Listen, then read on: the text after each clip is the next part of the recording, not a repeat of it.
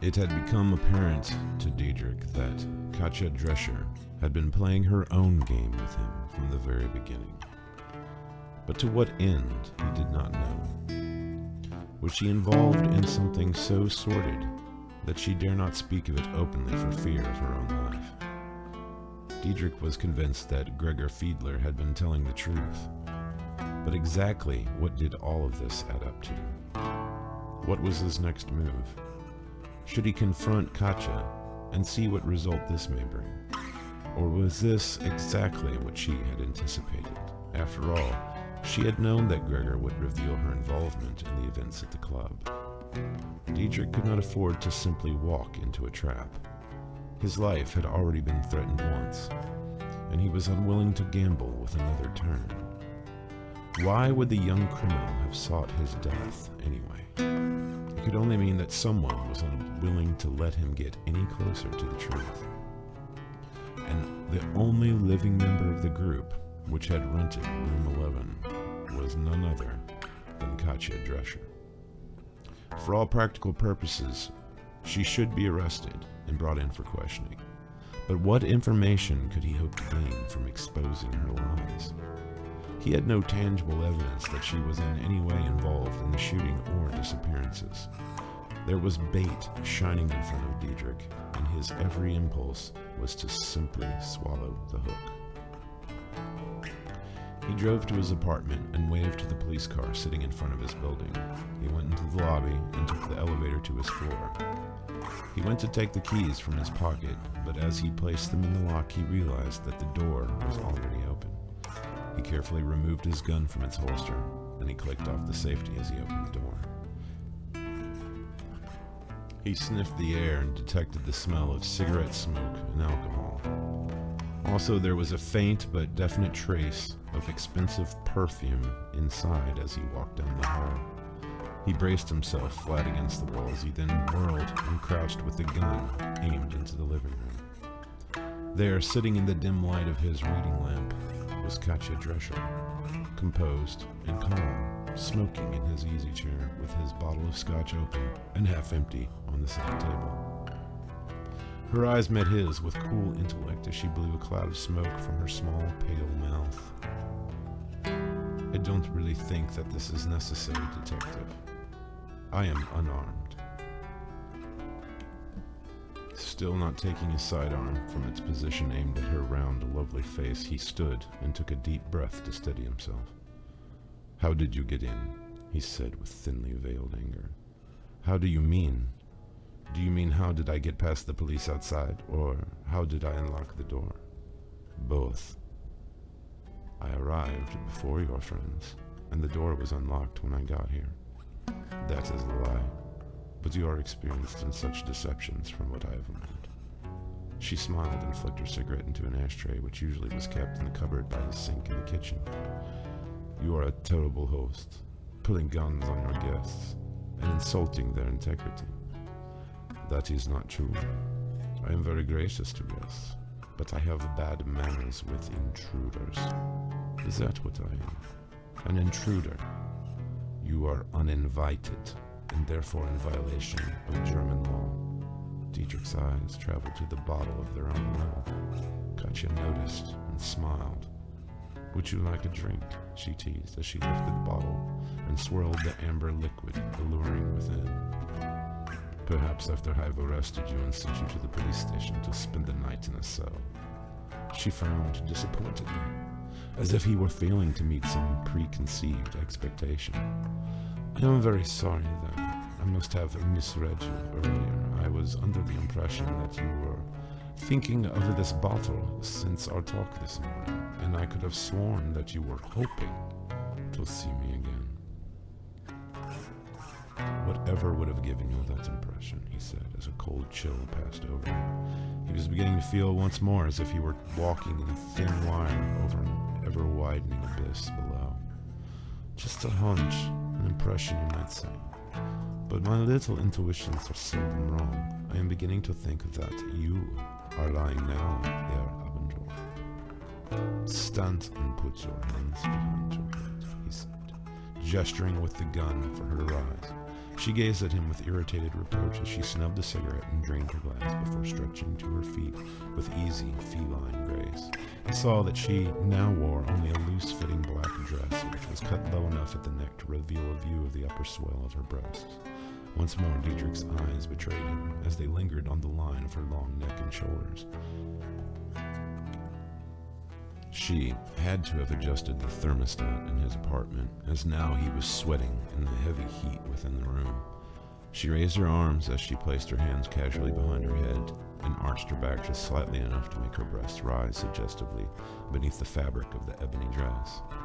He approached carefully and removed the handcuffs from his belt with his free hand, but in one slow, languid movement, her hand fell to his. It was cold as ice. That's really not necessary. Her breath fell on his cheek like a cool winter draft. I will come peacefully, she purred, as she nuzzled the nape of his neck and rubbed her brow on his rough, unshaven face. He began to tremble and was filled with a longing like none he had ever felt. She brought her arms down and wrapped them around his waist as she pressed the firmness of her body against his chest. He tried to speak, to resist the urge he had to drop the objects in his hands and feel the long, narrow curve of her back and thighs with his shaking fingers. The simple stupidity of his own desires overriding every rational thought and caution in his mind seemed distant and ridiculous. His mind had shut down, and now all that he felt and thought was centered on the body which moved against him like a hungry and affectionate cat, a body that was so cold it might have stood outside in the freezing wind for hours and not been cooler.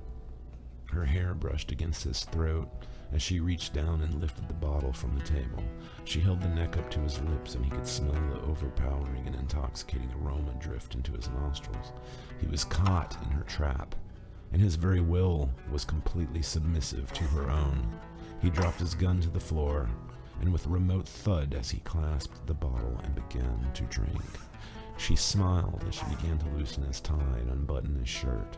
She slipped a freezing hand within and began to rub his chest with long, slow circles. The warmth of the alcohol spreading from his throat and stomach turned the cold of her flesh exciting as he let the bottle descend to his side and kissed her with desperate and easy need. He placed the bottle on the table and dropped the handcuffs as he had his gun with casual disregard as he slipped the thin straps of the dress from her shoulders. She wore nothing underneath, and her body was as white and heatless as a Grecian statue. They fell to the floor, and she crouched on top of him like a starving animal as she ripped his shirt the rest of the way open and pressed the naked skin of her breasts and stomach against his. She sat upright with his legs pinned beneath her as she deftly undid his belt and pants so that she might reach down with her cold, grasping hand and clasp the hard, aching desire within. Her face a still mask of frozen beauty. She placed him within her, and he almost cried out. Even within the soft region of her sex, he found only frightening cold.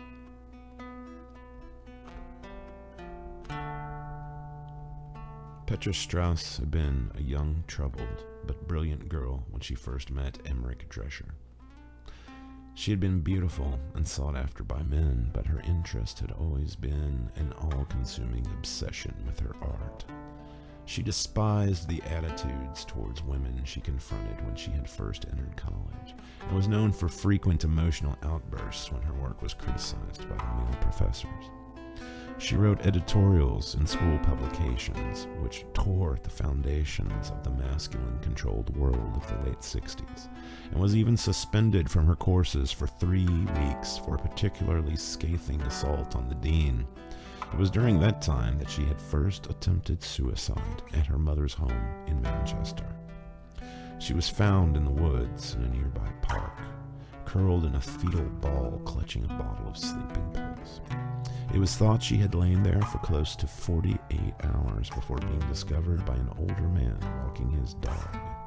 She had recovered in a nearby hospital, and despite the protests of her mother, she was institutionalized a week later under the consent of her father, who felt he had no other reasonable alternative. She was treated with electroconvulsive therapy, which left her an empty and confused shell for the better part of 3 months before her parents finally had her released. She recuperated at home, and with the care of her sister and brother, she made a recovery and swore she would never attempt suicide again. The following year, she returned to school, resolved to get her degree and become a published poetess, despite the reviews which had so crushed her. It was that year that she first met Emmerich, and quickly he became her personal mentor and savior. He helped her in the publishing of her first collection, and soon she was giving readings in a variety of poetry clubs all over London. She felt that finally she had met a man who respected her as an equal, and after her graduation, they were married. She was soon happily pregnant with their first child, and she had accepted a position as an editor of a local poetry journal, which added to an already healthy income. She felt that she had awakened from a nightmare and life had become a delightful and bright dream. It was only after the birth of her second child that she began to hear the stories about her husband. She had little time for socializing and had never been able to make friends easily, but now, as she mingled with the mothers at the park on the playdates, she began to see the secretive smiles and hear the whispers of the other moms within their cliques. One afternoon, she'd been sitting on a bench writing notes in her journal when her 4-year-old daughter had gotten into a scuffle with some little boy over a soccer ball. She had looked up and seen the mother of the boy, a large, red-haired Irish woman in a dress like a winter quilt, charging across the playground, shouting furiously. Petra had closed her journal and, taking the stroller containing her sleeping son, went to face the wrath of the red-faced woman. "You take your filthy hands off that ball, you hellion!" the woman fumed, as she snatched the crying child away, his face smeared with snot and tears. "It's really okay. I'm sorry," Petra said as she stooped and withdrew a handkerchief to wipe the wetness from her daughter Karina's cheek. "It's not okay," the woman yelled as she shook her fist. "Your little thief tried to take Craig's ball." Petra stared at the woman with wide eyes, at a loss for words. "You should teach her better." "What would I expect from a whore?" Petra was stricken with rage and hurt as she squeezed the handle of the stroller until her knuckles were white with strain. Why would you call me that?" "Oh, don't play innocent, you slut. We all know what kind of woman you are, sleeping your way through college and marrying that lustful beast." "My husband is a fine man," she retorted, as she tried to make sense of anything the hysterical woman was saying. "A fine pig, rutting around in filth that comes his way. You are mistaken," Petra said angrily through a tightly clenched jaw. "Mistaken, am I? Are you or are you not the wife of that German animal that calls himself a poet?" "My husband is Emmerich Drescher, and he is in no way the kind of man you are making him out to be." "I don't know if you're a good liar or an idiot, but you better open your eyes before you get some damn disease from the bastard." With a final huff of exasperated self-righteousness, the mother stormed off, leaving the soccer ball, which had started the entire confrontation, lying in the grass. Petra's daughter gazed at her silently as the baby awakened and began crying. The day was bright, warm, and filled with singing birds and children laughing, but the veil had been lifted, and the darkness descended over Petra's life again. She took Karina by the hand, and pushing the stroller, left the park, keenly aware of the whispers and snickers she heard from the other watching mothers.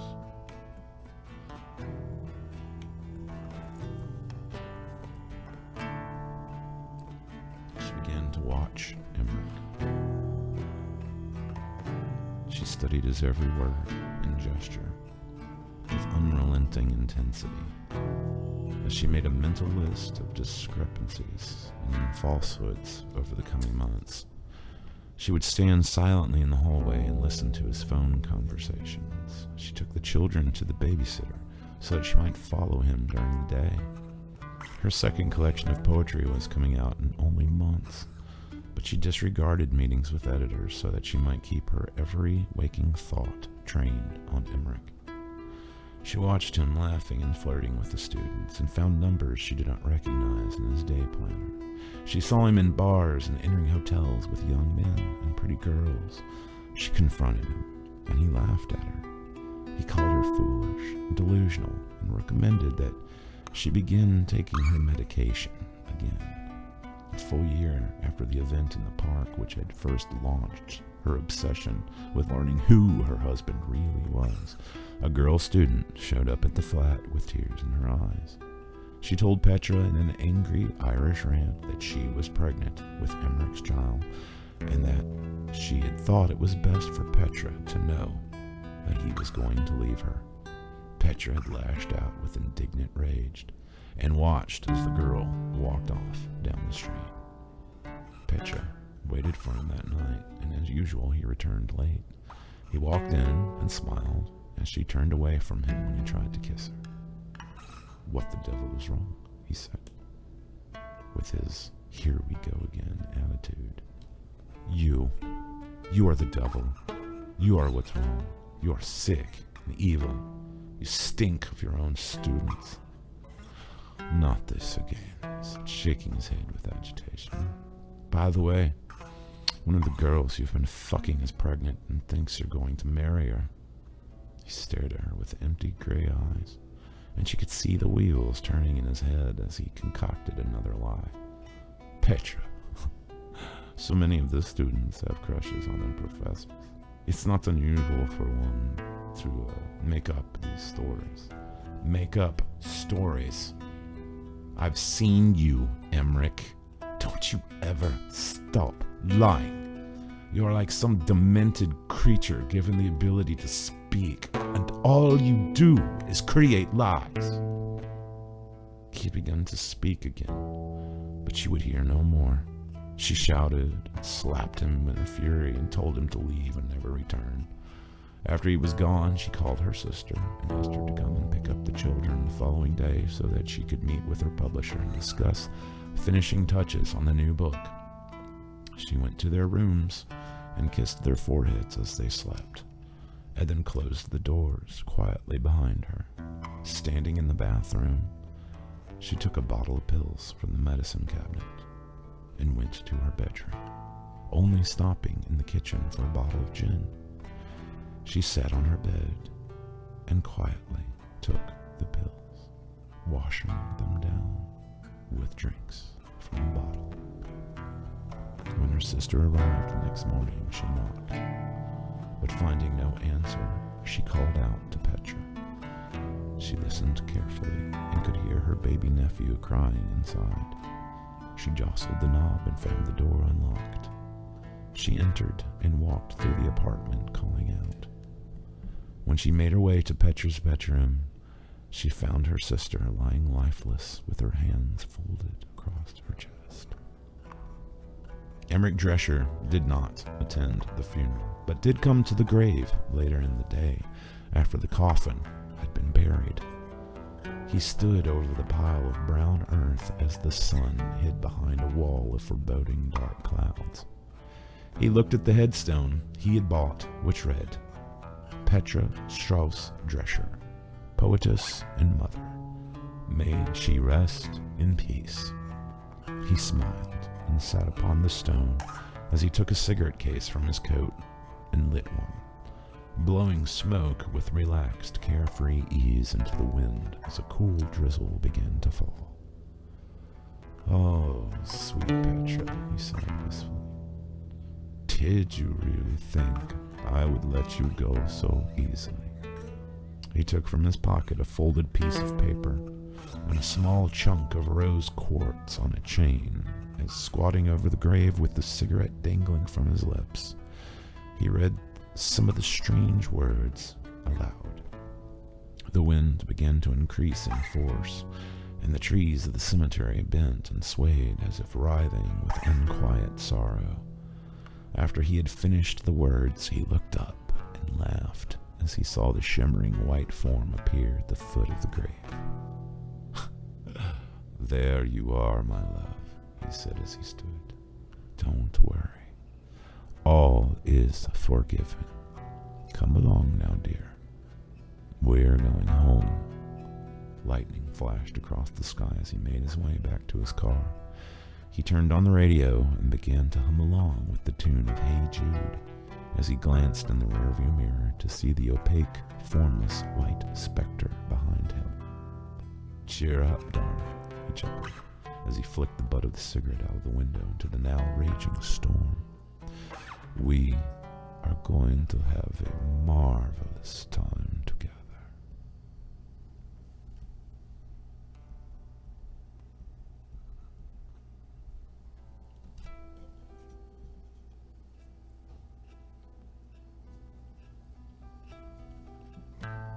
And so, what was the quartz for?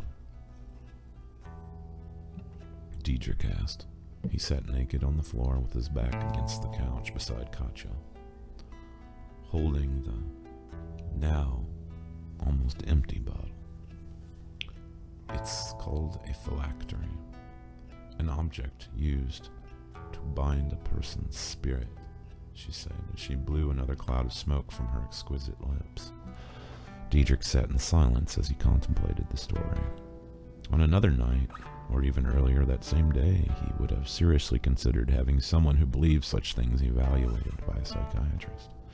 Even now he was questioning whether he had just made love to a seriously disturbed woman who was lost in a world of delusion. What this said of his own mental state was a question he felt best left unanswered. "And you truly believe that Emmerich was possessed of such power?" She was silent and unreadable as she stood and went to the kitchen, her snow-white skin moving through the darkness as she flicked on the light switch. She opened his cupboard to remove a full, unopened bottle of vodka, as if she instinctively knew where to find it. For the first time all day, Diedrich was calm and relaxed, yet even now felt uneasy at the uncanny way she seemed to know his thoughts. She took another glass from the drying rack beside his sink and filled it with ice before pouring the clear liquid to the top edge of the tumbler. He watched her as she returned across the living room, admiring the soft curves of her body as she sat once more beside him. "You really disappoint me," she said. She took another long drink, then handed him the glass. "Why is that?" he said, taking a sip and relishing the cold burn in his mouth as he swallowed. "I was certain that someone like you could help me." "A police officer?" "No, a psychic." He looked at her with amazement as he began to laugh. What would ever give you the impression that I was a psychic?" "Exactly," she sighed as she lit another cigarette. "You don't even know. It must be the alcohol." "What are you talking about?" He was beginning to feel almost irritated that his good mood was being disrupted by her ongoing lunacy. "You are an alcoholic," hearing the words so bluntly cut like a sharp blade into his chest. "I drink some, but..." "Oh, God! Are you in denial of that as well?" She stood and grabbed her dress from the floor and began slipping it on with quick, angry movements. "Your mind is like a damn pendulum that swings back and forth between work and alcohol, Diedrich." "And how exactly do you know anything about my mind?" he said angrily as he reached for his pants. "To tell the truth, if you hadn't been detoxing since noon, I might not know much of anything. But since you were, you have been broadcasting your thoughts like a damned satellite dish. A real psychic would have had more self-control and put up some barriers." She was staring at him with frustrated pity, and this was more than he could withstand. "I am trying to be understanding towards you, but if you continue with these absurd ramblings, You will what? Arrest me? Now that you've taken advantage of my unhinged mental state?" He froze as he realized that he had just thought those exact words verbatim. Look, just calm down. Explain to me exactly why you would think I was a psychic. She sighed as if giving in to the nagging questions of a child, and dropping into the easy chair, resumed the posturing she had beheld when he first entered the apartment. Diedrich, I do not think you are a psychic. I know you are. I knew it when I saw you on the news a year ago, after that double homicide involving the woman who was killing her lovers. Whenever the reporters write about you, they always mention your strange hunches and mysterious leads. But that is all just police work, he answered as he sat on the edge of the couch and gazed at her with heavy, tired eyes. Is it really? You are a fool, Diedrich, and I see now I was in error. If you really think I am so psychic and alcohol is somehow disrupting this ability, then why were you so anxious to offer me a drink? Because there's no way in the wretched state you were in that you would even listen to me, let alone believe anything I had to say. Now, I can see that you are truly too far gone to be of any use to me whatsoever. You would have to detox and undergo a full awakening immediately to even begin to be of any aid. An awakening? He asked incredulously. Psychics must undergo a very trying period of mental and physical transcendence. Most will pass through it in early adolescence without even having full knowledge of what it truly was. But should the individual begin to repress the influx of energy and awareness with substances, then they may go a lifetime without full acceptance of their ability. Diedrich was silent as he slumped back into the cushions and closed his eyes. Well then, I guess that will be all, she said as she stood and headed for the door. Wait, he said wearily. You cannot just leave. Why? She said, turning with an odd knowing smile. Are you afraid your colleagues out front will see me leaving? As a matter of fact, don't worry. I have no intention of dishonoring you. He watched as she took a long, fur-lined coat from the stand in the hall and slammed the door behind her. He dragged himself from the couch and stumbled to the window where he looked out through the falling snow at the street in front of his building. But there was no sign of Katja Drescher. He wondered if she had taken some other exit, but the night's drinking and his general exhaustion had taken their toll. He could no longer think clearly or force himself to wonder at all at what she had said. He only wished to find his bed and pass out into the limbo of slumber, which waited.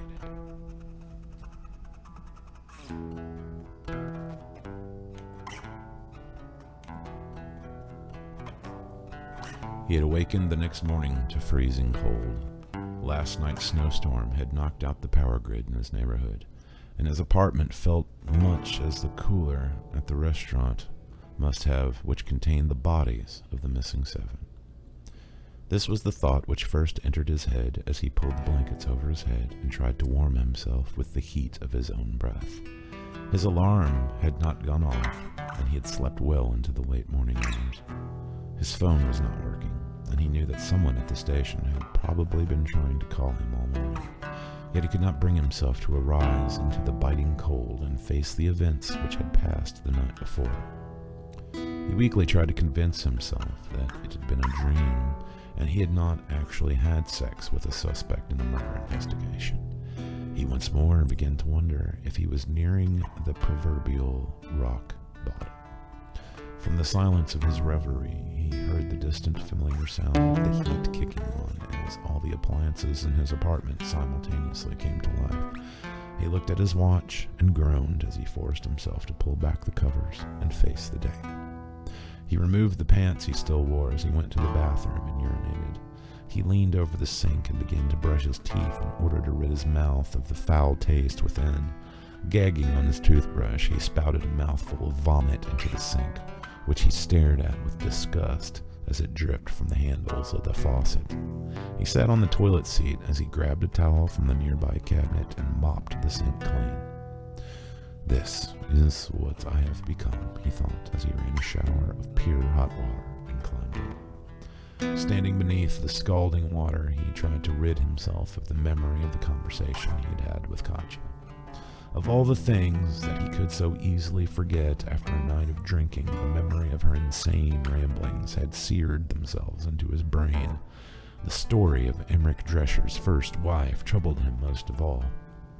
How could anyone relate such a tale and expect any level of credibility from the listener?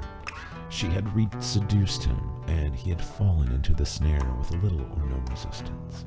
And now, she had but to wait for him to come to her, and continue to nurture the seed of madness which she had planted in his mind. She had placed him squarely where she wanted him.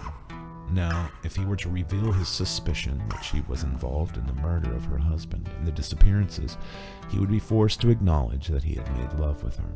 Or he could just lie. It would be a simple thing to deny his personal involvement with her, but what if she had somehow managed to record some evidence of their relationship? What if she had a recording, or someone's outside in the hall? What if someone had just simply slipped in and taken a photograph while they writhed on the floor of his apartment? He had been in no state to notice. The sad truth was that she had him precisely where she wanted him. You are an idiot, Diedrich, he thought to himself as he toweled off.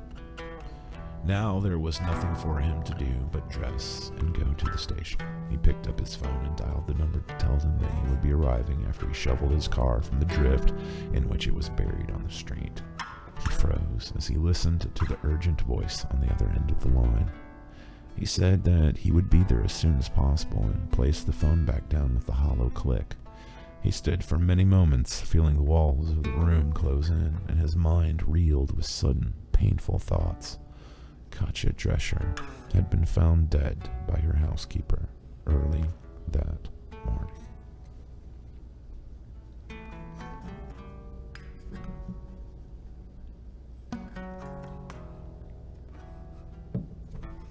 Her body laid on the cold metal table, covered in a long white sheet only a few paces from that of her late husband. Diedrich stood in a daze as he studied the curves of her lifeless form beneath the cover, and remembered so vividly his hands running over them only a brief 10 hours or so before. How could this be possible? The chief was standing beside Agnes as she related what little information she had compiled in the short time she had to examine the body.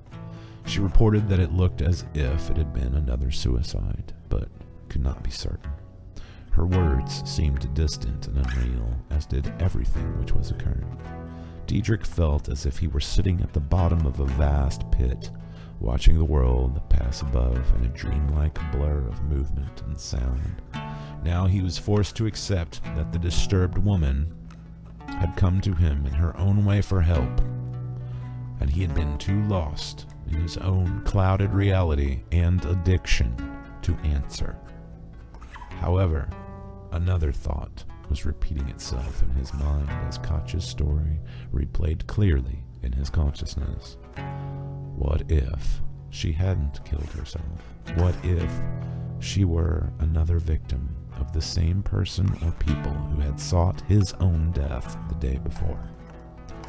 It was then that Diedrich knew his investigation was far from at an end, and picking up the trail would mean another visit to the Drescher house. But for the moment, the roads still were not clear, and the nagging question in his mind was demanding another answer.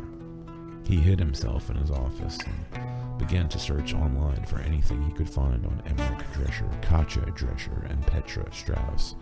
What he found were various articles about their careers and a selected sampling of their works. Poetry had never been a lucrative business, and the late 60s had seemed the dusk of the art form's era.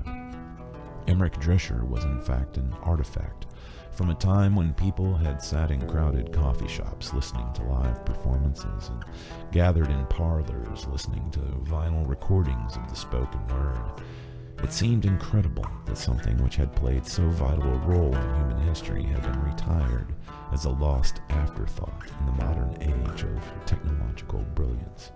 As Diedrich perused the archives of Petra Strauss's work in particular, he was struck by the complex and absurd genius of each written phrase. Here was a woman who had looked upon the mundane world and seen a hidden, horrific dream of intense beauty and unparalleled anxiety.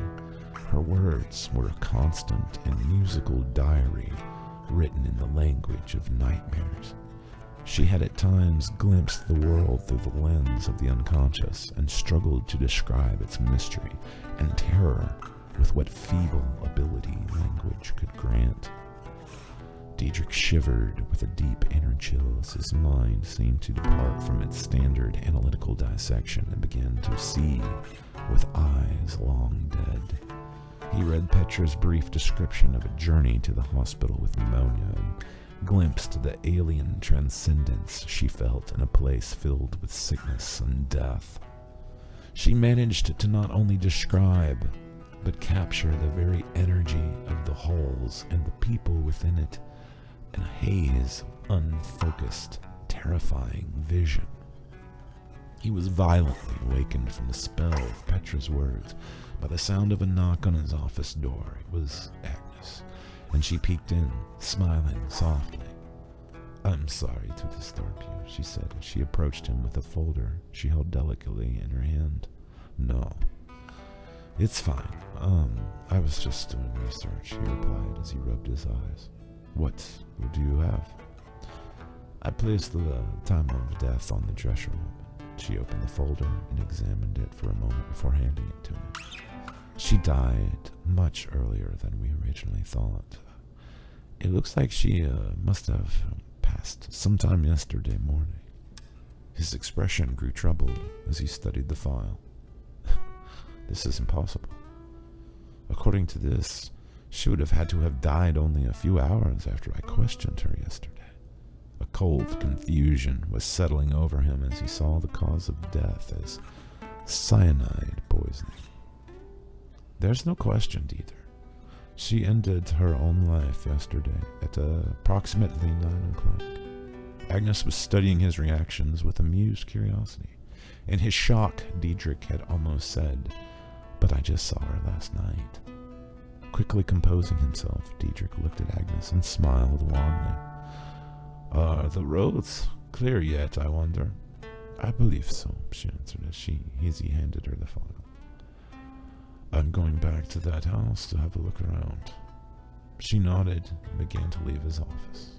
"Agnes," he said quickly before she closed the door. She looked back with a strange gleam in her eyes. "I may need that dinner sooner than I thought." "You just say the word, detective." She winked and left him to his work.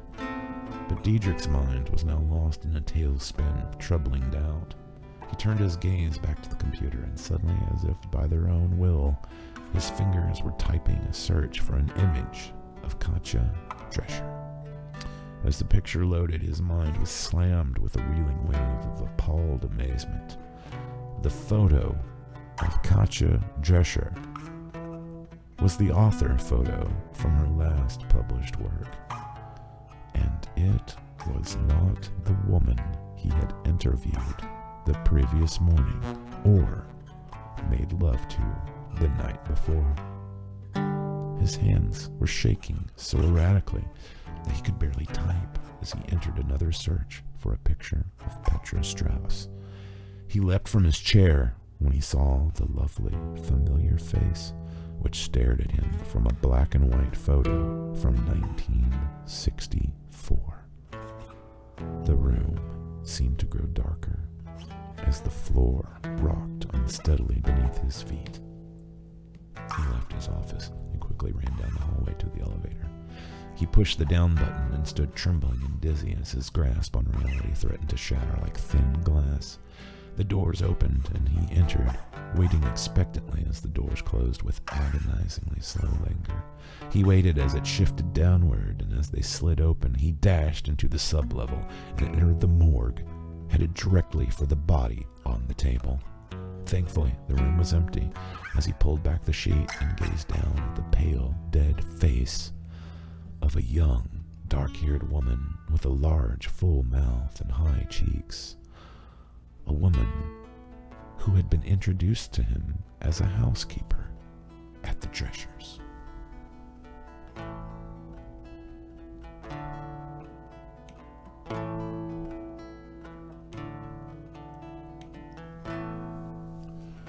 The road leading to the Drescher house was a narrow valley cut by plows into the snow. On each side of the car were 2 waist-high walls of solid white as he slowly drove to the point where a plow had been commissioned by the police to dig a path to the house. The housekeeper, having not heard from Frau Drescher, had, knowing the power in the area was off, asked her husband, who owned a large 4-wheeled truck, drive to take her to the campus. From the road, she had walked through the deep powder to the door and rang the bell. Finding no answer, she had used her key and entered. That was when she had found Katja Drescher. The resemblance of the events to the story told to Diedrich during the previous night did not elude him. Adding to Diedrich's confusion was the fact that on checking the name and description of the housekeeper, he found that it in no way resembled the woman who had served him coffee the morning before. Not wanting to take the risk of getting his car stuck, Diedrich parked at the end of the drive and made his way up the hill. Signs of police presence marred the snow everywhere that he looked. When he got to the doorstep, he found it was crossed with yellow police tape. He used the key he had taken from evidence and used it to unlock the door as he slipped under the tape and entered. The house was dark and cold. The warm, homely atmosphere was gone, and all that remained was a foreboding emptiness as he carefully felt his way through the living room. He slipped on latex gloves and carefully turned on a lamp before gazing around the room. All was as he had remembered. He took a flashlight from his pocket and began making a search of the living room. This time he carefully examined the photographs on the table and now noticed that the woman standing beside Professor Drescher was the same as the body in the morgue. Yet that morning, he had not seen that face in the photos. Yes, he had been hung over, but could he have actually been so out of his senses as to make such a mistake?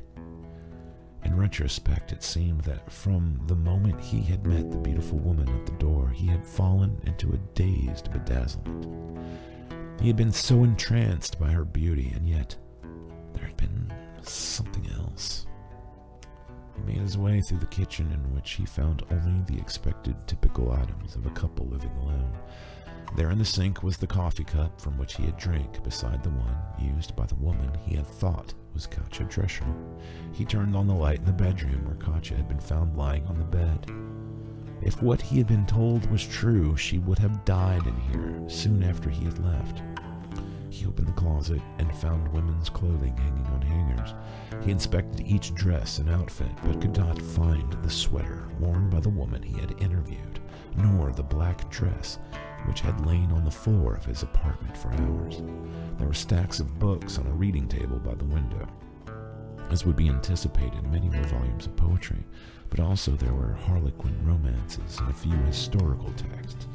This was, by all appearances, a woman's room, and there were no signs of male habitation to be found. As he walked down the darkened hallway, he found the study, and it was there where Emmerich Drescher's presence was evident. It looked as if he spent most of his time working there amongst the shelves of books at a computer desk, and most likely often slept on a large, comfortable couch by another, smaller fireplace. Diedrich began to carefully comb through the items in the room. He surveyed the 2 walls of bookshelves by the desk and noted an inordinate number of volumes devoted to occult sciences and divination. He noticed one well-worn volume which lay closed on the desk. It was filled with numerous pages, notes, and bookmarks which jutted from within. He carefully examined the cover and read the title, Interviews with Archip Zulkin. He opened the aged cover and read a brief biography on the first 5 pages describing the life of a well-known Russian mystic who had lived in the previous century. Professor Drescher had apparently studied the book intensely and had made extensive notes on various sections within the chapters. Diedrich shook his head with frustration as he saw that all the notes Drescher had made were encoded with some kind of cipher. He turned his gaze to the corner of the desk and saw a large antique safe. Squatting down and examining the dial, he bit his lip with anger. He could have the safe removed and taken to the station where it would be opened, or he could simply call an expert in tomorrow, but he needed to see its contents now. He seated himself cross-legged on the floor and stared at the numbers, knowing that it was a pointless endeavor. He closed his eyes for a moment, and slowly, the weak, feverish feeling began to overtake him. Psychic am I, he thought, with self-deprecating laughter. If I were a psychic, then I would. And then it happened. In the darkness, behind his closed eyes, it seemed as if he had opened them, and was now staring at the safe again. He swayed slightly as he held the vision of an old liver-spotted hand, reaching for the dial, turning it carefully before pulling the handle down and opening the door. Diedrich's eyes shot open, and he scratched at his chin with wonder as he stared at the dial and realized that he now knew the combination of the lock. He reached forward and, mocking himself for his ridiculous fantasy, began to turn the knob 3 times before beginning the sequence he had just witnessed in his mind. With a slow, cautious hand, he touched the handle with his latex glove fingers and hesitantly pulled downward. To his utter disbelief, there came a click, and the door opened. Mein Gott, he whispered as he gazed at the contents within the thick black walls.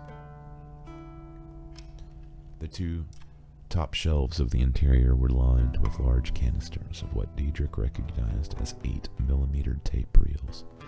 On the lower shelves, there were black plastic cases containing VHS video cassettes. Diedrich carefully removed one of the canisters and saw beneath the Kodachrome brand emblem a single strip of white tape labeled England. Knowing what he knew about Drescher, Diedrich felt nausea in his gut develop as he eyed the numerous other containers. Nonetheless, he took the tape and stood as he gazed around the room. Where there was 8mm film, there was always a projector.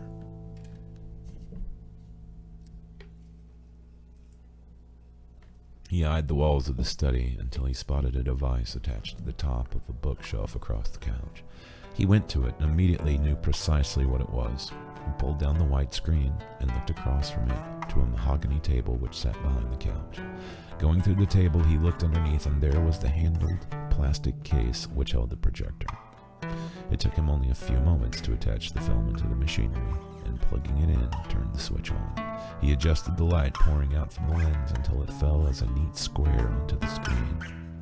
There was a moment of blackness before a brief countdown of jagged numbers, and then the scene opened. He was looking at a living room in some apartment where he guessed from the style of the furniture was some 30 years previous. The imagery was grainy and cut with spots and lines, but the film was in color, and he could make out almost every detail. It appeared to be some dinner party, and not being able to see Emmerich, he guessed that he was the anonymous cameraman. There were 6 people visible in the room, 3 men, 3 women. The men were dressed in robes, and the women in garters, stockings, and corseted lingerie. Everyone was drinking and smoking both cigarettes and what appeared to be a long opium pipe, which was being passed around the room. Diedrich walked around the arm of the couch and sat down as he studied each detail with intense scrutiny.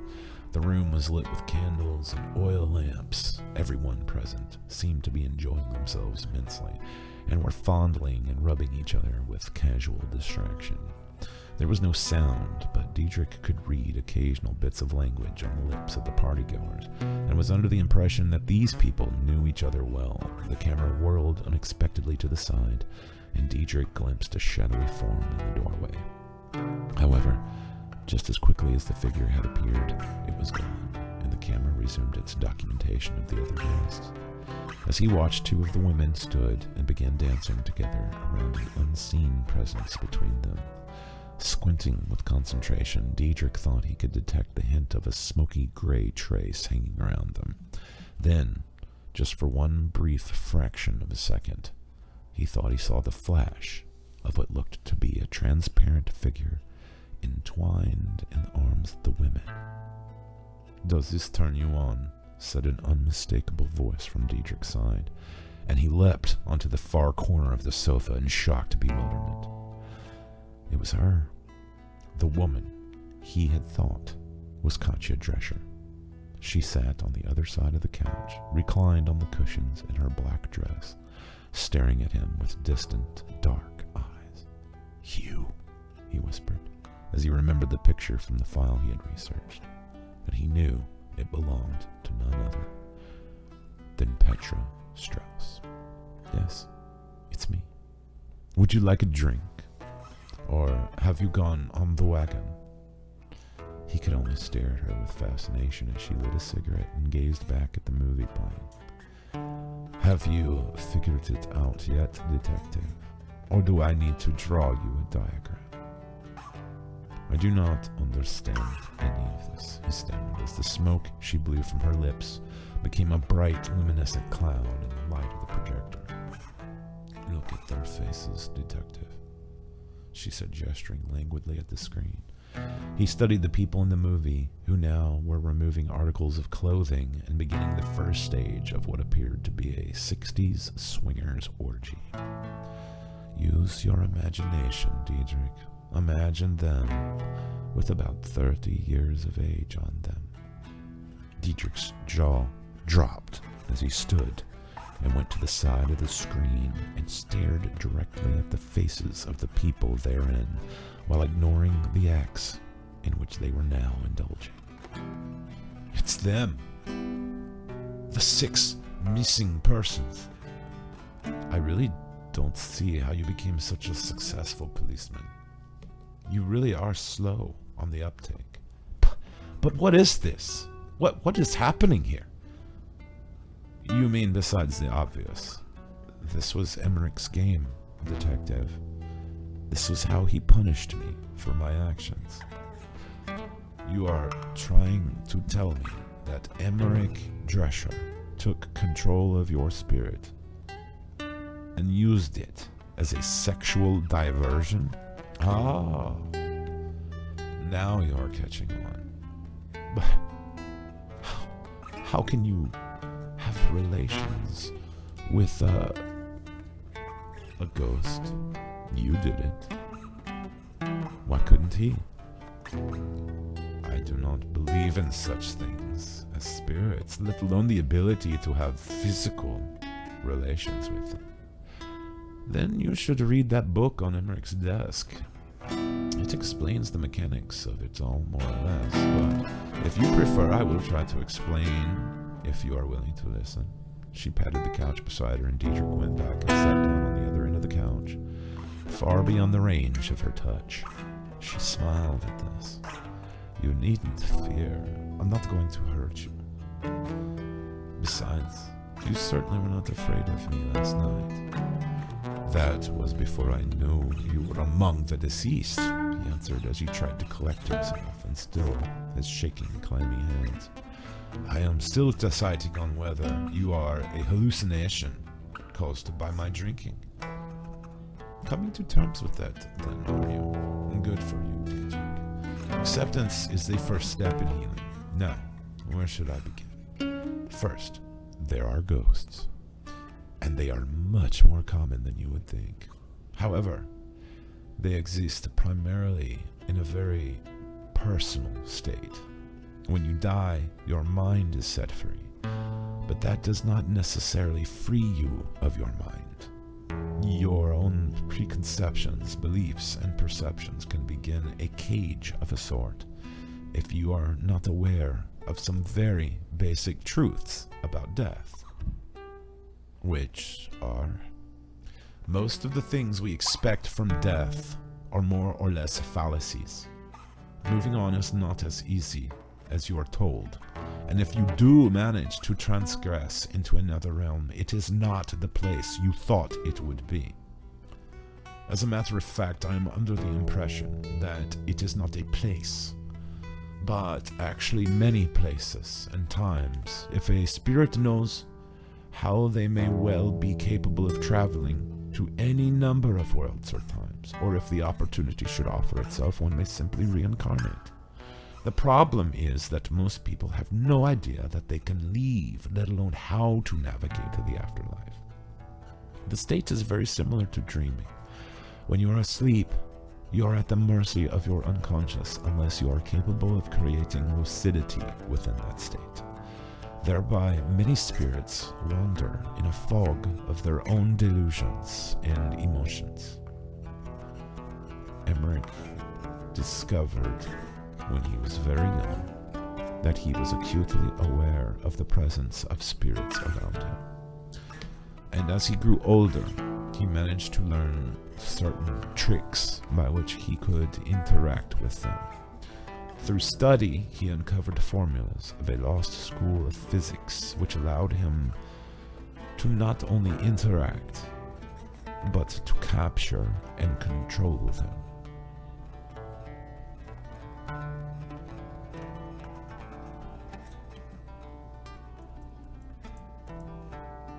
To Diedrich's confusion and helpless, naive reason, he began to see that what she was saying made perfect sense. And Emmerich, being Emmerich, he used this knowledge to take advantage of them sexually. I've heard of ghosts raping the living, but never the other way around, Diedrich said with a nervous laugh. Petra only gazed at him with her lost and tragic stare. That's my Emmerich, always the original.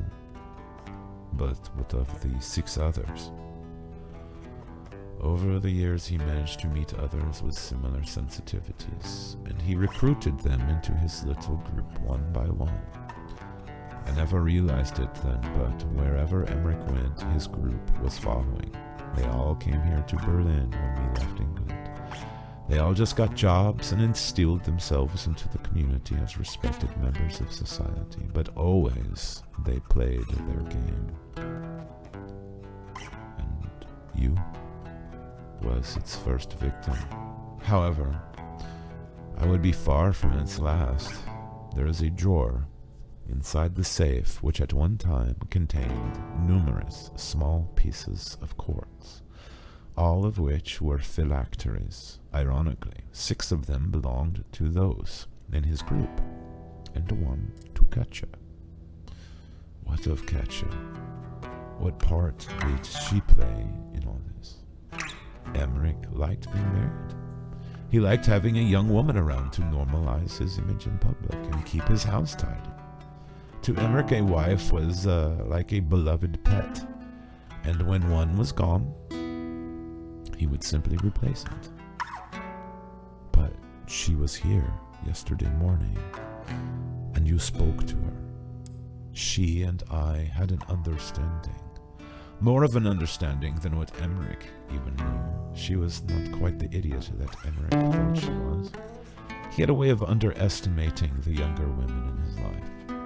After he introduced her to his illicit preoccupation, she became aware quite quickly that what was done to me could easily be done to her. As a matter of fact, it seemed an almost inescapable occurrence. That was when she asked me for help. You and her were working together. Yes, you could say that. We both had the same goals, you see. And what was that? To recapture our phylacteries from Emmerich and then destroy him. Then why did she kill herself? She didn't. Emmerich arrived after you left and poisoned her himself. Unfortunately for him, by that time, we had already acquired the amulets, and he was unable to use her as he had me. Also, I was by then free. But Emmerich has been dead for over a week. Diedrich turned sideways on the couch to avoid the lurid axe now being projected onto the screen. Only Emmerich's original body was dead, detective. His new body was quite active. 7 young bodies for 7 old perverts. Diedrich said aghast with disgust as he realized the fate of the missing young straight people. Emmerich and his bunch were sick of being old, so Emmerich had found a way for them all to be young again. So the man who tried to kill me was Emmerich in his new body. I'm sure he was very upset when you damaged his brand new host. Those bodies cannot heal. You've lost me again, Diedrich said as he tried to make sense of the spirit's remarks. Phylacteries, detective. Once a spirit is bound to a phylactery, the object becomes its true physical residence upon the death of the original soul's body. So you die, and you go into the quartz amulet. Right. But if you know how it is possible to project the spirit back into another vessel, however, there's a catch. The new vessel must be dead as well. You're saying that Emmerich and the 6 others killed themselves and then placed their spirits one by one in the bodies of street kids that they handpicked, then murdered. Yes, but it was by far a much more prolonged and systematic process. As one of their group took their own life, the others would draw in a prospective victim, and through a ritual Emmerich either discovered or created, sacrificed the victim and allowed the new spirit to enter. That's what they were doing in room 11. But there was a catch. An unforeseen side effect or condition, if you will, of their newly acquired undead state, which was the new bodies would only remain in a state free of deterioration as long as the original bodies were intact. That's why they put their original bodies in cold storage. Yes, but someone had made an anonymous phone call to the landlord of the empty restaurant building where they were housing their corpses before they had the chance to move them to a safer, more permanent residence. Petra, Diedrich said as he laid back and gazed at the floor, lost in the assimilation of such a horrid and unbelievable series of events. How do we end this evil? I will destroy the bodies in the morgue, and you will go find the phylacteries and destroy them. How will I do that? It doesn't matter. Just hold up your end. But Emmerich will have something so precious hidden safely away. She stared at him with the same disappointed pity he had seen the night before. You are a police detective and a psychic. Just do it, Diedrich. She had flung the cigarette into the floor, but it seemed to vanish before it made contact with the expensive rug. Jesus, verdammt Christ, Diedrich. We could have been having this conversation if you did not have some kind of ability. I admit that you are not a medium, or you would have stumbled across a spirit or two by now. But no, you have some form of other sight if you would just stay sober long enough to use it. Fine! Fine. Just stop yelling, woman, he said as he flashed back to several events during his childhood when his mother had spoken in much the same way. I just want to know one more thing. What? She answered as she threw up her hands in complete defeat. Why did you seduce me last night? You make it sound as if you are a blushing maiden, Diedrich. I wanted to make love again. And in my current state, the opportunities are few and far between. Now, a new tone had entered her voice as she leaned over the couch and through the beam of the projector. Was it so bad, detective?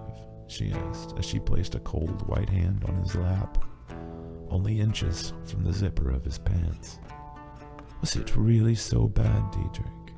She said, climbing up on all fours now so that the top of the blouse hung open and he could see the lovely white breast suspended beneath. "Mein Gott, immer es war wie war Himmel," he answered, as his pulse began to race and her parted lips drew nearer.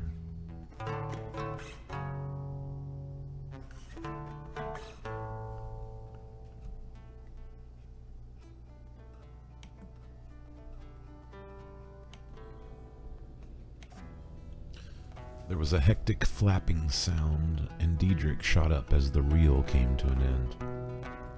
He found himself alone in the study, with only the light from the projector shining brightly over him.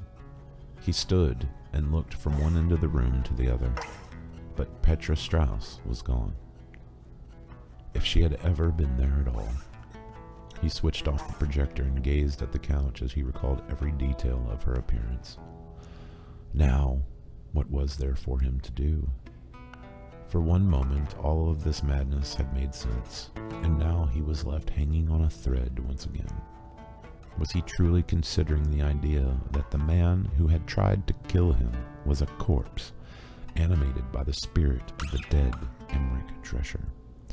And if that were true, then he had received this knowledge from the dead poetess Petra Strauss.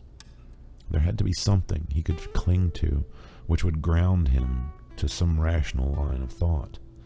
He looked at the projector and he remembered the collection of films. What other secrets lay recorded in the dead man's personal library of depravity? He removed the reel from the projector and placed it back in its tin, and then moving to the safe, he carefully took the rest of the films and stacked them on the desk. Why would Drescher have left documentation of his crimes against nature? Had he been that confident that no one would check the safe? Had he not had the time or opportunity to return with the police running in and out of the house over the past few days? Petra had said that he had taken the stones, which he had used for his rituals, so why not the films as well? Diedrich packed the projector back into its case, and going to the kitchen found a garbage bag in which to carry the movies. Taking a few moments to make sure he had left no evidence of his visit, he then left the house and returned through the cold falling night to his car. As he turned the key in the ignition, he looked into the back seat at the bag and case, thinking that these items were the only solid proof that he now had that he wasn't losing his mind. As he slowly drove off down the icy road, he remembered Petra once again and was filled with a deep longing of which he was completely unaccustomed.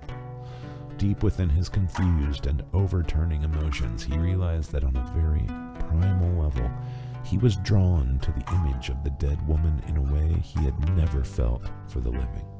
The sad, tragic mystery of her beauty was like a vacuum, which was drawing him deeper into its core. She was a haunting dream of despair, which he found alluring and irresistible.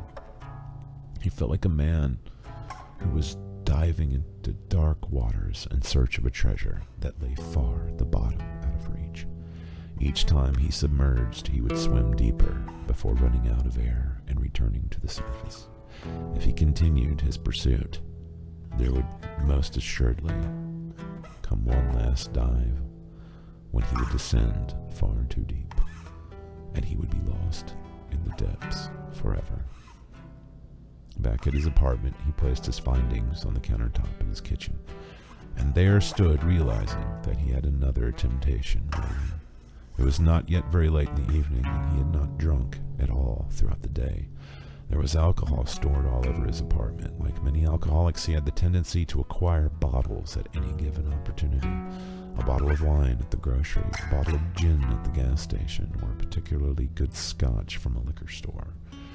He knew he was going to have to begin reviewing Drescher's collection, and the thought of facing the torrid and disgusting scenes sober made him ill. Diedrich had never enjoyed run-of-the-mill pornography, let alone the likes of which he had already sampled at the Drescher's home. He opened a cabinet and viewed the assortment of bottles within before taking some cheap American whiskey in hand. What if what Petra had said was true? What if he were drowning out some acute intuition with the sense-blurring, emotion-numbing substance he held right now. And yet how could he hope to keep a steady mind if he were plunged into the detox which would be certain to occur if he did not drink? Between a rock and a hard place, he thought as he took the plastic seal from the top of the cap and opened the bottle. The scent of the liquor hit his nose, and his decision was made. He poured the whiskey over ice and took a sip. Immediately he felt better, but beneath the warm, soothing embrace of the alcohol, he felt the dead heavy weight of self-disgust. Fortunately, he knew that after a few more sips, that feeling would be dulled as well. Diedrich set up the projector and set the next reel onto the machine. He studied the thin brown squares of film but could not discern any detail of what lay waiting when he would set the film rolling. Drescher had not labeled any of the canisters or tapes with anything more than numbers 1 through 20. Diedrich guessed that Emmerich knew the contents of each movie by heart. Diedrich sat on the couch with the projector on the coffee table. He had hung a plain white sheet on the effacing wall for a screen, and taking a long gulp from his tumbler, hit the on switch once more. He watched as the numbers flashed, and the show began. The scene opened on a bright and beautiful day in what appeared to be an old English cemetery. There were large trees beset with limbs of deep green leaves hanging over the worn and gray markers of the ancient graves and crypts in the background. The camera slowly scanned the surroundings before stopping on a group of people seated on blankets in an open area amongst the tombstones. As the cameraman walked closer, Diedrich could see that it was the same group from the first movie, and they were dressed in a style which indicated it was still in the late 60s or early 70s. Drescher's group was engaged in a picnic, and they sat delightfully, talking and sipping wine with cheese in a manner as if they were in some city park in the summer. The scene suddenly switched, and Diedrich beheld a medium-built young woman with curly brown hair and a prominent nose posing in front of the doors of the mausoleum. She was joking and laughing with the cameraman in what seemed a semi-flirtatious fashion as she displayed her upper thigh by raising her dress to her waist. A hand reached out from behind the camera, which the woman slapped playfully and waved her finger in mock disapproval. The scene changed again, but now it was dark, and the group stood in a circle at a crossing of the cemetery paths. There were candles lit on the gravestones, and a circle drawn in white powder at the center of where the paths met. A silver basin burned above a small flame in the center of the circle, which Diedrich could see was marked with symbols that resembled runes. The camera moved in so that it could reveal a jar held in the hands of a thin, pale young man with short black hair and abnormally large dark eyes. Diedrich leaned forward and saw that what lay trapped in the jar was an enormous horsefly. The young man opened the jar and with deft fingers caught the insect and carefully placed it in the water which boiled within the basin. The young man then smiled with excitement and gave a successful thumbs up. The group was now dancing in the darkness just beyond the light of the camera. Diedrich could detect the pale outlines of their naked bodies as they cavorted on the graves like twisted, disturbed children in the moonlight. Diedrich thought for a moment that he could see strange wisps of luminescent haze at times passing between the large statue markers of the wealthy deceased. The scene changed again, and now the light shone once more on the doors of the crypt where the girl had posed earlier. Now the doors were open, and as the view of the camera moved closer, he could see moving shadows and candlelight within. The group was gathered together around a stone tomb of which they had pushed the marble lid ajar. Their faces were bright and savage with insane joy as something was moving in the darkness inside the coffin. Diedrich leapt back in terror as he saw a pallid and decayed hand reach out from the blackness of the grave.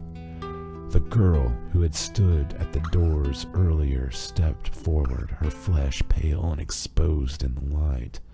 She gave a demented and repulsive smile as she placed the rotted hand on her bare breast and laughed. Diedrich reached forward, his hand shaking violently, and turned the projector off. He could not watch anymore. His stomach lurched and turned as he walked from one side of the room to the other before rushing to the bathroom and vomiting into the toilet. He crouched on his knees with spittle hanging from his lips as he heaved 3 more times. He fell back against the wall and stared at the bath mat as he wiped the tears from his blurred eyes and bile from his mouth. How could he continue with any semblance of a normal life after seeing what he had just witnessed? How could he go to bed and sleep with the knowledge that it was possible for people to do the things which he had just seen? He dragged himself up and walked back to the couch where he began to pour another glass of whiskey. It would be one of many until the bottle was empty and he lay unconscious on the floor in his living room. As Diedrich groggily began to climb through the dark lower levels of stupor the next morning, the face of the girl seemed to return to him in flashes of clarity. There had been something so familiar about her. The way she smiled and moved as she stood before the doors of the tomb hinted that there was something there of great importance, if he could just only make the connection. And then his eyes snapped open, and he sat up with quick and blazing epiphany. Haida! Haida Dur! He shouted to the dark, cold corners of the apartment. How could he not have remembered sooner? She had been there in the police station.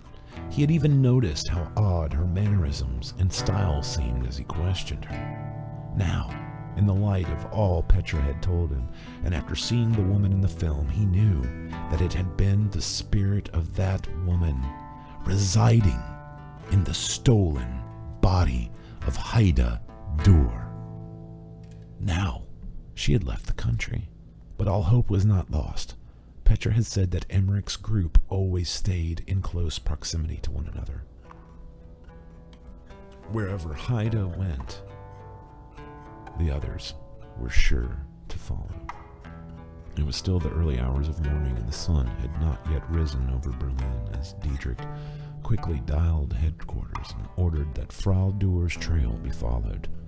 She had most likely taken a later train, and her whereabouts could be traced using boarding schedules at various stations. However, another intuition was gnawing at him as he contemplated the cemetery. He knew that from its size and the age of the monuments that it must be a well-known landmark in England. Despite the dread he felt the very idea, he knew that there would most likely be more clues in the other films. But for right now, he had to focus on his most promising lead, finding Haida Dur. Diedrich had showered, changed clothes, and made it all the way down the stairs before he realized that it had snowed more during the night. As a matter of fact, there was a drift 3 feet tall blown against the door of the apartment building which seemed immovable. He could see the roof of his car jutting from beneath a fresh mountain of plowed snow on the street, and he knew that digging it free would be only the first labor in getting to work, as the road seemed to be all but indiscernible. He returned to his apartment and called headquarters to inform them of his situation. The night shift was snowed in. The lieutenant with whom he spoke sounded half asleep. Realizing that anyone who could help him track the whereabouts of Dur was probably trapped at home, he began making a series of phone calls to contacts working for the Eurostar line. After nearly an hour speaking with various agents and managers, he was able to find out that Haida had indeed taken a train from Berlin, but not to Amsterdam. She had boarded a train headed directly to Brussels, and from there had traveled to London. Instantly, Diedrich was seized by the intense sensation of being on the verge of revelation. It was time to call London. Diedrich called London headquarters at Wood Street and immediately asked to be put through to Inspector White. He waited on hold for 15 minutes before a low and familiar voice answered. Hello? Inspector White speaking. Peter, this is Abendroth. Dear, I hear you've gotten quite a bit of snow over there. Yes, indeed, and I am in the middle of a case and cannot even leave the flat. I need some help here, Peter. Anything I can do to be of service? I need some information about a London cemetery. I'm going to need more than that, Dieter. We've got graveyards all over the UK. All I can give you is that it has to date back at least to the 1850s, and it must be enormous. There should be some records of vandalism and trespassing going back to the late 1960s or early 70s. Oh, for God's sake, Dieter. Do you have any idea how many places that could describe? Look, Peter, these could be very individual kinds of disturbances. Grave robbery, desecration, and there would be indications of the occult. Just look around and see what you can find, and I'll see if I can give you anything more detailed later in the day. Okay, fine. I'll see what I can dig up. Danke. Call if you find anything. Diedrich hung up and once more gazed at the film projector. The thought of watching more of Emmerich's twisted home movies made him ill, but also he felt a dark curiosity to see what other horrors lay in the images on the film. He stared at the empty bottle beside the projector with a sense of foreboding. It occurred to him as a bizarre concept that, if he did not drink for long enough, Petra might once more grant him a visit. He cursed himself for dwelling on such fantastic notions, but deep within his mind there dwelled a strange certainty. It was as if he was beginning to learn the rules of some hidden science of which few were initiated. The alcohol was not only an emotional crutch and a ruinous influence on his mind and body, but it was also an obstacle that kept him an outsider from some alternate truth of reality. His longing for Petra's presence was like a beacon that called out to him, and by drinking he sublimated that longing, thereby muffling the desire that could summon her. He held the empty bottle in his hand and realized that even if he were not actually endowed with any special ability, he was desperately alone in his existence, and the contents of those bottles in the cabinet would only serve to lock that alienation and isolation away, to grow more hungry and deadly with every passing drink. He then decided to strike against his own self-destructive tendency while his insight was clear. He tossed the bottle into the trash and began the removal of every bottle in his apartment. He poured each down the drain of his sink and threw it into the garbage, knowing fully well that by being snowed in, he would be unable to acquire more without walking into the blizzard. Now sitting on the couch, he placed his bottle of Tylenol with codeine, containing 16 remaining pills originally prescribed to him after having a tooth pulled during the previous year, on the table beside a box of Benadryl. This would be all he had to nurse him through the coming detoxification of his body. Then he remembered something else. Going to his desk, he rummaged through the drawers and located his grandfather's massive pipe. It had been the only heirloom passed down to him from his father, along with the tale of how his grandfather, an astrologer, had been murdered by the Nazis during the Night of the Long Knives, when Hitler had ordered the killing of somewhere close to 100 of his critics and rivals. Diedrich's grandfather had published a chart of Hitler in his magazine, which described an abrupt end to his life and politics within the following decade. Being Jewish, as well as popularly anti-Nazi, he had been a prime target for the newly appointed Chancellor's wrath. Diedrich ran his hands over the deep black design of a dragon's head with loving fondness. He had never met his grandfather, but he had studied photos of the man in the family albums with a reverence and a sense of loss. In each picture, he had always been holding the huge Hungarian pipe as if it were a permanent fixture to his identity. Diedrich sat down at his desk and switched on the lamp as he began carefully disassembling the object and carefully cleaning it. After he had finished, he searched a bit longer before finally finding a sealed package of pipe tobacco he had bought 3 years earlier but never opened. Hoping beyond hope, he unsealed the bag and was greeted by a fresh cherry aroma from the dark tobacco. He felt his fingers, and finding it soft and unmolded, filled the pipe. Taking some matches from the drawer, he struck one on the box and began puffing cautiously from the mouthpiece. As the fine ground leaves brightened into solid orange ember, he took a deep pull and inhaled. He coughed momentarily, but the wave of calmness which took him invited several more inhalations. He sat back in the chair and watched as the cloud of sweet smoke drifted through the light and filled the empty space of the room. If there are truly ghosts, then perhaps you can hear me, Oppa, he said out loud. I know that by being a drunk, I have shamed you. If you are listening, then please help me to do this.